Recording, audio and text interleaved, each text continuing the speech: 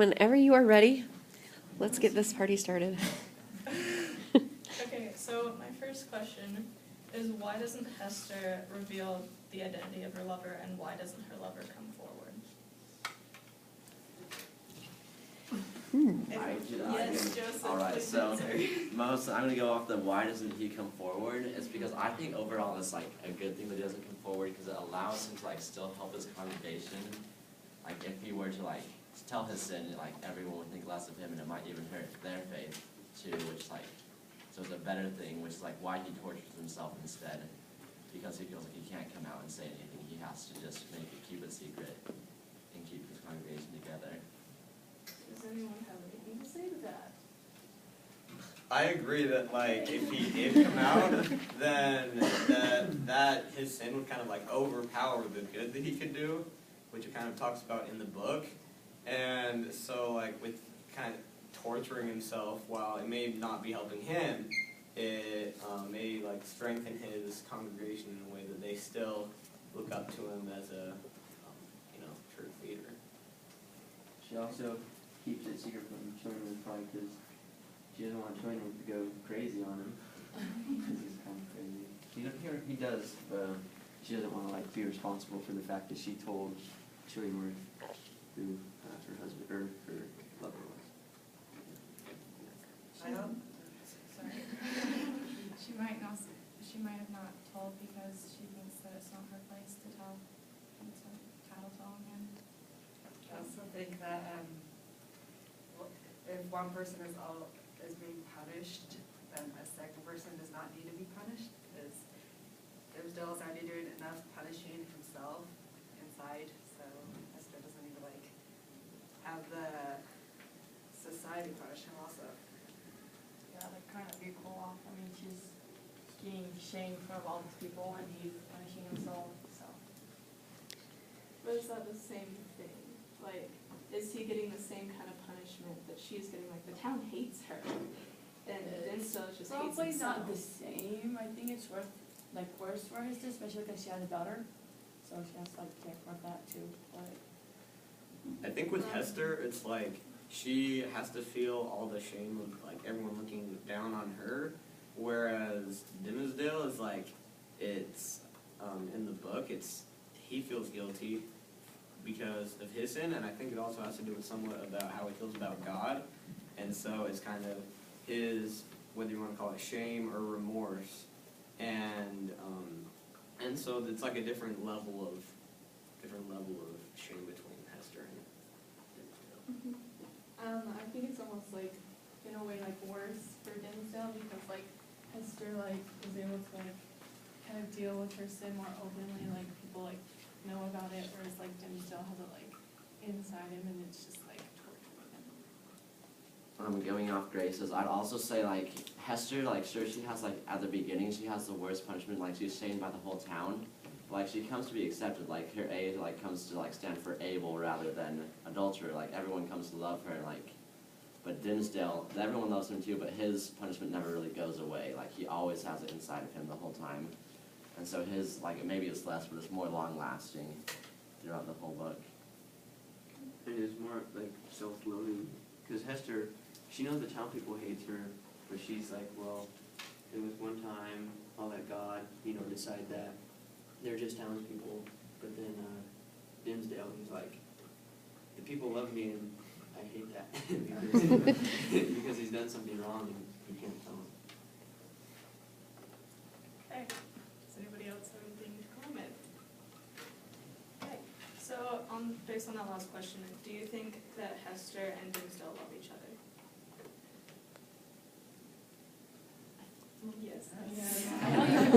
I think they do, because I know like Hester probably loves Dimmesdale, because like if she didn't, then she would have just like revealed like to everyone like that he was the one that she like sinned with, and so like by keeping like that secret, she's like protecting him from like Chillingworth in the village.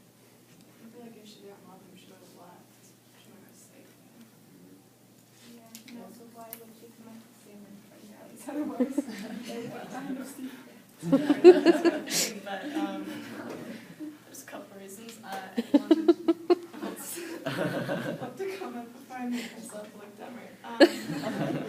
Let's see, what does Pearl represent? And Scarlet Letter, How? because she's like a product that's in, she's Hester's baby, and she's also like crazy and wild, and I don't know. Well, kind of going off what Tom said, she kind of is like a curse and a blessing to Hester, because like, you know, she is like crazy and wild, and I mean, it's hard to have a child who's like that, but she is also a blessing to Hester because she's her child and she loves her. Yeah, also I think like Pearl kind of keeps like Hester in check, kind of like if it wasn't for Pearl, Hester would have gone with what's her name? Yeah, Mistress Mistress Simmons to like the witch gathering or whatever. Like she says like if it wasn't for Pearl, I would like go with you instead of the Black Man's book.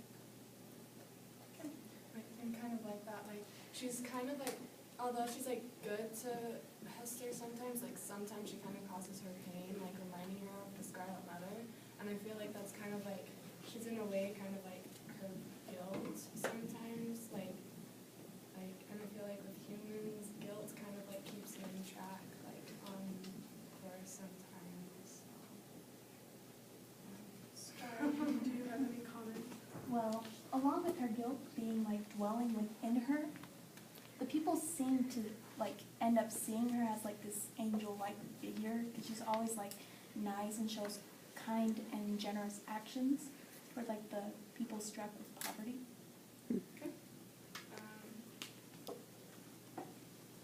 Let's talk about the theme of religion. How does religion play a role in the story of the book? Well, I think that like it kind of does play a role, because a lot of people at that time were really self-righteous, the Puritans. And I think that like see, when she had to stand on the scaffold every day and she was getting mocked so much, like the people were just so self-righteous about it, and they didn't have like any tolerance to forgive her for what she did. And she said like there's no way she could have been forgiven. They're just so self-righteous about it. Going along with what Alex says, like, the Puritans they taught to, like, be kind to everyone and do their duty and stuff, but then when somebody messed up, they wouldn't forget it, and so there's a lot of hypocrisy with that, and that was, like, with Dimmesdale too, he would get up in front of everyone, and he'd teach these things, and, like, but he was hiding his sin, and so he was, like, going against what he was teaching everyone. I think religion is more, in this book, figurative and not literally, because people say there's like the figurative, like in the Bible, it's supposed to go like this, but literally people are getting the declarations and doing opposite to what's in the manuscript. So they're kind of like picking and choosing what they want to follow. Yeah, they were like, they never forgive Hester for a long time at least, and like, I'm pretty sure they have their own thing that they did wrong, and I think they should understand a little more, instead of making it seem like they're all right and they never did anything wrong. So yeah, like going off of that, should Hester have been judged so harshly for what she did? Like, was her sin to the point that she should have been thrown in jail and forced to face public humiliation for, like, having sex with a guy? Well, I don't think it should be that much as they did. Like, it was really hard for her, but I don't know, I think it's all Chillingworth's, like, fault for leaving her alone in the first place, or marrying her actually in the first place. At least they decided not to kill her. Yeah, extreme. Well, I also kind of think that because like after she committed this sin, she left, and I think that, you know, it wouldn't really be fair because she changed and like she helped everyone, and like as whoever said it, that the A, I think it was Joseph, that the A turned to Abel, she could be able to help anyone. So like if she like, because she changed, I don't think it would be too fair to throw him in jail. Like if she just kept doing it, then yeah, you could throw her in jail, but because she changed, I don't think. Yeah, it was just a one-time sin, and she kind of learned from from her mistake. Ours win.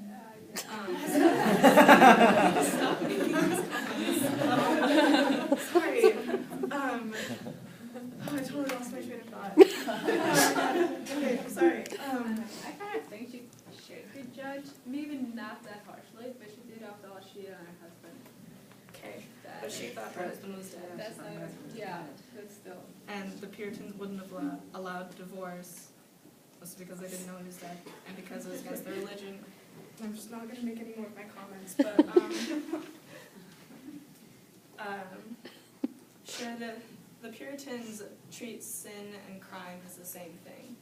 So do you think that sin should be considered a crime? I think sin is like a crime against God. Yeah. So, I mean, there's obviously a line, I mean, definitely in Puritan society, they're kind of intermixed, but I think there should, like, a line should be drawn between, like, man's law and then God's law. And so, I don't think that they're the same. That they But, should be the but, same? but they're, in this Puritan society, I think they kind of are. Sky, what do you have to say about Well, this? going along with what Max said, is yeah, they're the same, but in their eyes, it's the right thing to like say or react to. But we're more like evolved. We have technology. They didn't. We know that how people like act, how people like react to these, and their internal turmoil that's going inside. Like just at the time, that's what they believed, like they didn't have the separation of church and state, but like in our society, it's not, like, there's a separation of church and state, but not back then. Yeah, I don't think it should be the same, but like when she did her sin, I mean, she didn't harm anyone of them, like she didn't kill anyone, so they're different. I think like most of the problem with this is we're judging this like off of our modern standards, but that was like the norm at the time. Like all governments were like based off religion. It was like what was normal. They weren't like these like crazy, outlandish, like over punishing her. It was like it was what the norm was. Like as Thomas said, like some societies would have killed her. It was like I don't know, it's what everyone did at the time. How does Hester change throughout the book? What changes in her? I just said the same thing twice. But how does Hester change? She loses affection. Like she says in the book, it even says she like no longer feels like a woman. She loses the affection for people. And it says something about how if she would like hug someone, they wouldn't like feel anything, just because she had become so like I think just like immune to emotions from from everybody judging her all the time. It was just like she just thought that now her life was just to help other people and not like have her own emotions. Also going off what Thomas said, it was like because she was being judged, like when she took off the letter, it was like the letter was like her judgment and everything. Like when she took off the letter in the forest was like when she became like a normal person again. And like she could like feel that affection again. And so it was like only like the judgment's placed upon her. It was like still like inside she was still, I guess, that same person. It was just the letter who that changed her. Grace, do you have anything? Well, I agree with Joseph on that. What? Why? Well, it's like exactly what he said, the letter, like, I just remember reading that part where, like, she took off the letter and, like, the sun finally, like, shined down through the forest and, like, the letters that, like, kept, like, yeah, like, her emotions, like, she didn't really, like, feel, like, as many emotions, I guess. Like, she just came into, like, this, like, she just started just, like, helping other people, and that's, like, all she really knew, I guess. Okay, so going along with what Grace said, she's had more kind actions, but she is now seen, later in the book, by her letter, and how, like, this sinful act that's forever marking her is, like, making her this kind lady. So you think it was like getting the letter that made her a better person? Yeah. Okay. Does anyone agree or disagree? Well, I kind of agree with that, like, if she, like, wasn't punished and, like, didn't, like, have to, like, wear the letter, she she might have just like kept like sinning, because she's like, oh, I didn't get punished, I can just like sin more. So I think the letter kind of like kept her from doing like other sins. Yeah, so it was like a recognition that she did wrong, but, okay, I like, go for it. thank you, Catherine. I like what Sky said about her, Hester, like, kind of becoming the letter. How she was now recognized by her letter, you know, throughout town. And when she took it off in the forest, Pearl, you know, she wouldn't come to her mom until she put it back on, because now Hester was that letter. That's what she's changed. Right. Anything else? No, okay. How does Dimsdale change?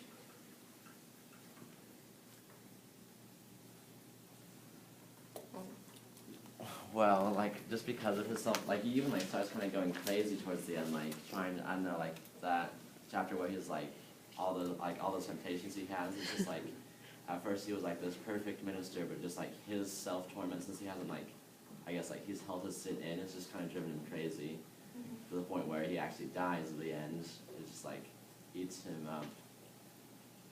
I don't know, yeah.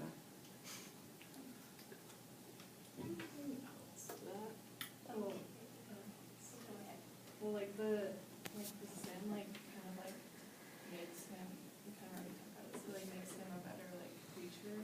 Like, there's a quote, I'm gonna quote, it says, so while thus suffering under bodily disease and gnawed and tortured by some black trouble of the soul, and given over to the connections of his deadliest enemy, the Reverend Mr. Dimsdale had achieved a brilliant popularity in his secret office. So like the guilt and like turmoil he was feeling like helped him like be able to like connect with other people like better.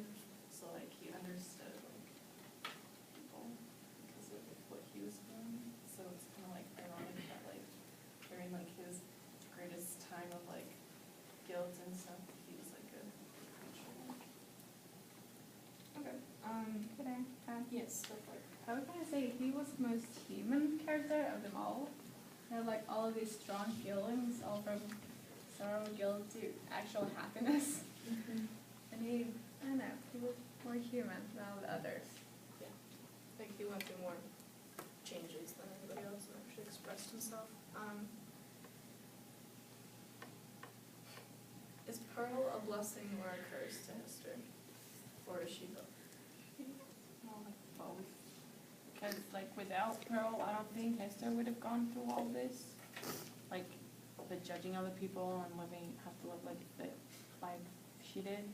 Well then, she's just Pearl, so I think she's both bad and good. She's like a blessing also, like when Hester first got like cast out of like society and stuff, she's like, she would have been like really lonely without Pearl's like company, so that part was a blessing. But Pearl was the reason she got cast out. Well, kind of, that was what she did to get Pearl, but cast her out. Okay, I think she's both. I guess. Because if Pearl hadn't been born, and then eventually Chillingworth would have come back, and then Hester and Chillingworth would have been in a marriage of awkwardness and not loving. But Pearl can also be a curse because